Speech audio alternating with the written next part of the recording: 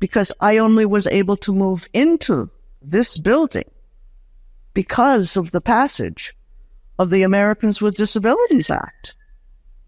And the woman that I was living with and partners with at that time, she was the president of the Greater New Haven Disability Rights Activists.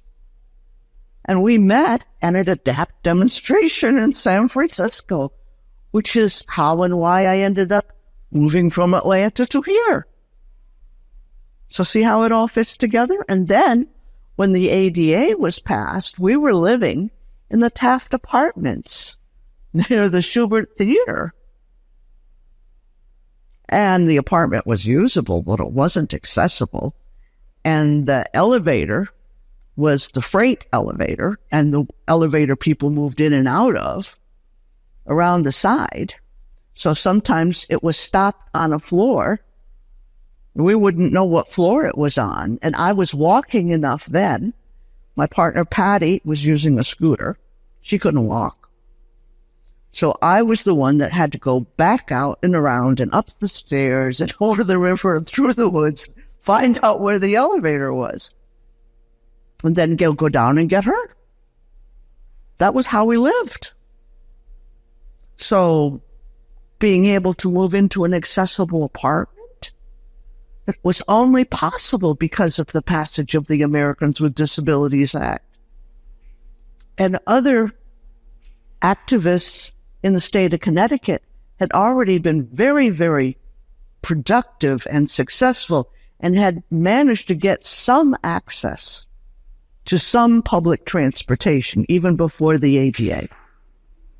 And so that was just built on, and we were able to participate in that too. The thing is that once the Americans with Disabilities Act was passed, that was a great beginning. Once the ADA was passed, not that it was over, but the next big thing, besides access to public transportation and the ADA and those kinds of things, the next thing was to change the institutional bias of Medicaid. Medicaid will pay to put you and keep you in an institution, but not spend that money to keep you in the community where you want to live. And they make money from our pain.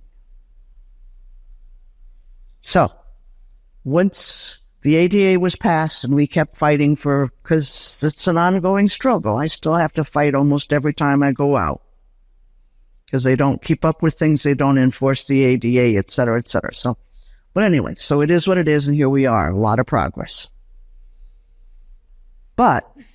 And some progress in terms of getting people out of institutions and keeping them out of institutions. But the problem is this.